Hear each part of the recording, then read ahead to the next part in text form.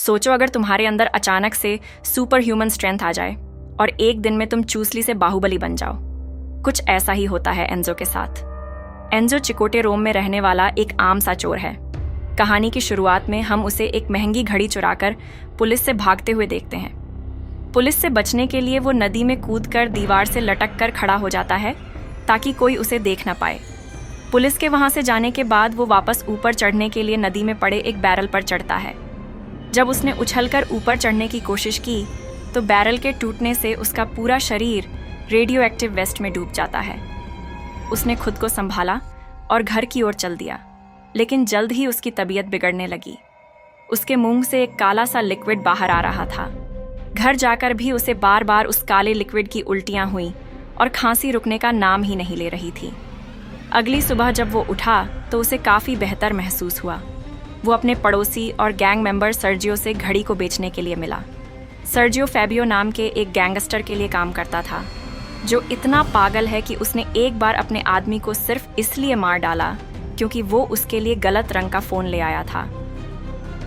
Sergio ने Enzo को उस घड़ी के लिए 100 यूरो दिए और अपने साथ एक ड्रग डील में चलने को कहा। पैसे अच्छे थे तो एंजो भी मान गया। जब वो दोनों सर्जियो के घर डील के लिए कुछ सामान लेने गए तो एंजो पहली बार सर्जियो की बेटी एलिसिया से मिला, जिसका व्यवहार थोड़ा अजीब था। उसने बच्चों की तरह बहुत सारी ड्राइंग्स दीवार पर लगा रखी थीं।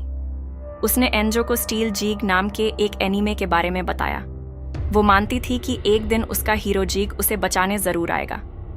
रास्ते में सर्जियो ने बताया कि अपनी माँ को खोने के बाद एलिसिया असल दुनिया से कट चुकी है और सारा दिन बस कार्टून ही देखती रहती है।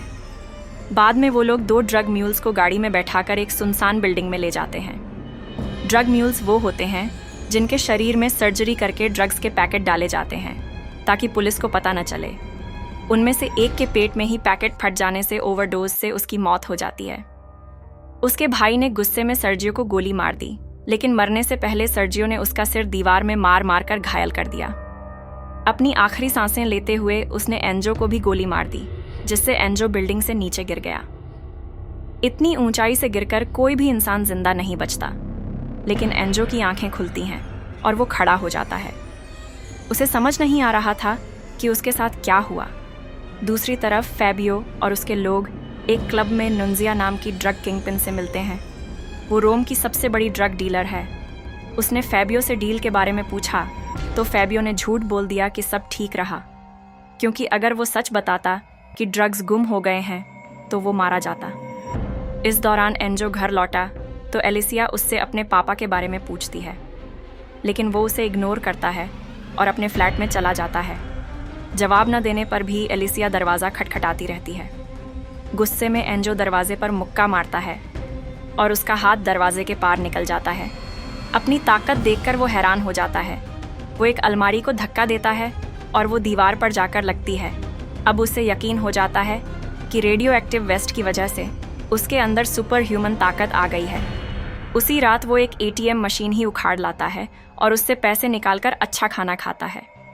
सिर्फ ताकत नहीं, अब उसके घाव भी बहुत जल्दी भरने लगे हैं। कंधे पर लगी गोली का घाव कुछ ही घंटों में पूरी तरह ठीक हो जाता है।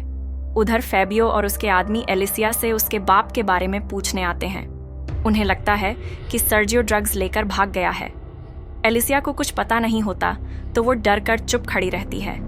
तभी एंजो एक हुडी और मास्क पहनकर खिड़की तोड़कर कमरे में आता है और अपनी ताकत से सारे गुंडों की पिटाई कर देता है। वो एलिसिया को अपने फ्लैट में ले आता है ताकि वो सुरक्षित रह सके। एलिसिया सोचती है कि एंजो वही सुपर हीरो जीग है और उसने उसे बचा लिया। एंजो उसकी हालत को समझकर उसकी बात में हाँ मिलाता है। उधर फैबियो को एंजो की एक वीडियो मिलती है जब वो एटीएम मशीन चुरा रहा था। वो वीडियो इंटरनेट पर वायरल हो रही होती है। अब फैबियो को पूरा यकीन हो जाता है कि वही आदमी उनकी पिटाई करने वाला है। फैबियो का राइट हैंड एंटोनियो सलाह देता है कि नुंजिया के पैसे चुकाने के लिए उन्हें लोन लेना चाहिए, लेकिन फैबियो कहता है कि वो एक बैंक की गाड़ी लूटेंगे जिसकी प्लानिंग वो पहले से कर चुके हैं।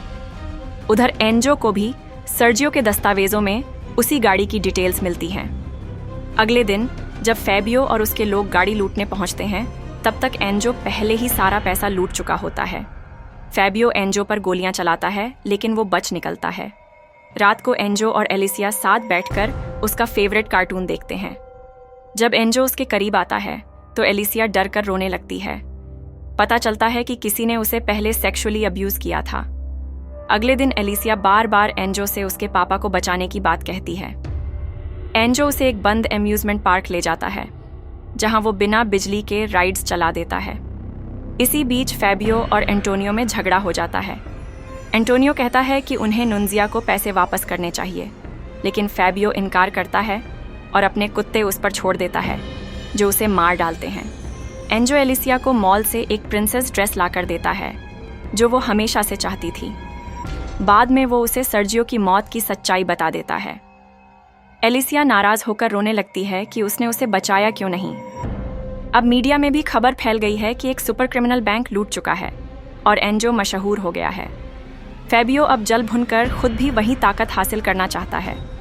एंजो और एलिसिया शहर छोड़ने की तैयारी में होते हैं, लेकिन एलिसिया नाराज होकर एक बस में चढ़ जाती है। एंजो बस को रोक लेता है अपनी ताकत से। वो अंदर जाकर माफ़ी मांगता है और एलिसिया मान जाती है, लेकिन एंजो गलती से बिना मास्क और टोपी के होता है और लोग उसकी वीडियो बना लेते हैं। फैबियो अब और भी क्रेजी हो गया है और नुंजिया को पैसे चुकाने के लिए एक डीलर दोस्त से उधार लेता है, लेकिन जब पैसे नहीं मिलते तो नुंजिया गुस्से में पहुंच जाती है और दोनों गैंग्स में गोलियां चलती हैं। आखिर में सिर्फ फैबियो और नुंजिया ही बचते हैं। फैबियो को एंजो की बस रोकने वाली वीडियो टीवी पर दिखाई देती है और वो उसका पीछा करने निकलता है।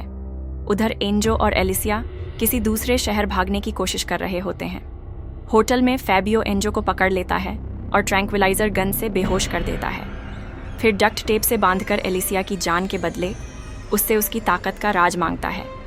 एंजो उसे सब कुछ बताता है और उसे नदी किनारे ले जाता है। इसी दौरान नुंजिया वहां पहुंच जाती है और अंधाधुंध फायरिंग होती है। फायरिंग में एलिसिया और फैबियो दोनों को गोली लगती है। नुंजिया फैबियो को मारकर नदी में फेंक देती है। मरने से पहले एलिसिया एंजो से कहती है कि अपनी ताकत को अच्छे कामों में लगाना।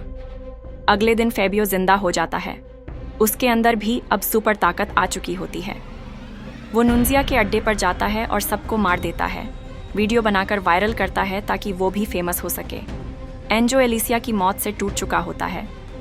तभी एक कार एक्सीडेंट होता है और वो अपनी ताकत से एक बच्ची को जलती कार से बचा लेता है। बाद में टीवी पर फैबियो आता है जो कहता है कि वो रोम के सबसे बड़े स्टेडियम को बम से उड़ाने वाला है, सिर्फ इसलिए कि उसका मन है।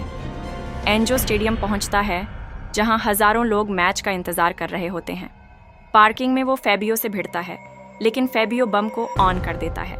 एंजो बम को उठाकर नदी की ओर भागता है, लेकिन फैबियो उसे धक्का दे देता है और बम ब्रिज पर गिर जाता है।